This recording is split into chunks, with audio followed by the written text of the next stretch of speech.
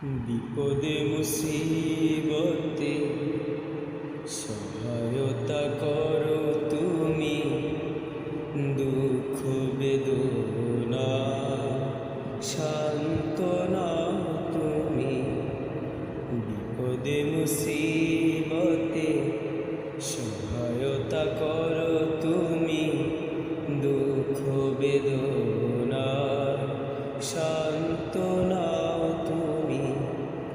হারানোর ব্যথা যদি ঘিরে ধরে আমাকে, আল্লাহ